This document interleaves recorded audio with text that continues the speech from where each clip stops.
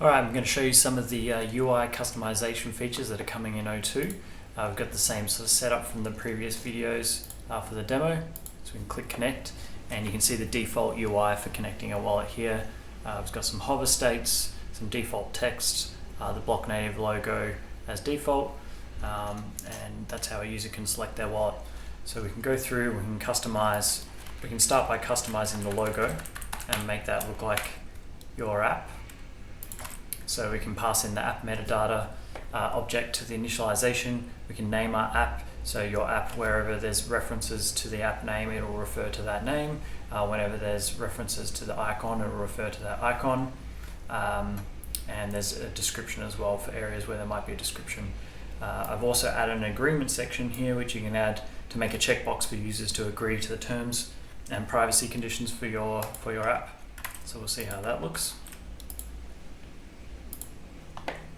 So you can see the terms and conditions, and the wallets become available to select.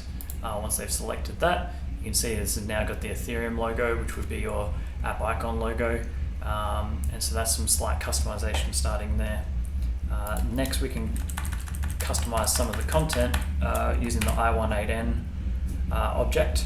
And so we can customize the English locale. We've got the connect section here, and then I've gone through and I've just changed some of these values which will map to this content here.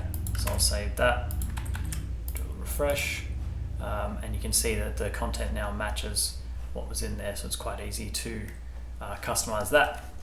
And then in terms of styles, it's pretty simple to change some of the variables. We use CSS variables, so you just put them at the root of your style, and you can just customize fonts and colors and things like that. So we'll start, maybe you want a monospace font that goes throughout the app. You've got a monospace font. Maybe you want one column for the wallets, like that. Maybe you want 3, and you'll need a little bit more height and width to fit them nicely. So then you can display a heap of wallets all in one go if you'd like.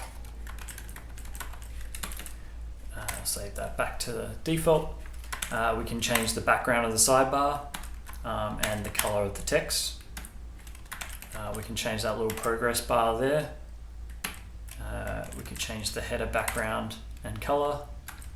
We can change the link colors throughout the Onboard UI. We can update that close button there. We can change the checkbox to green if we wanted to.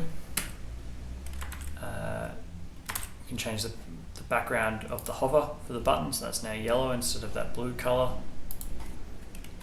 We can change the color of the text, so that just changes the text to match the color there on the sidebar.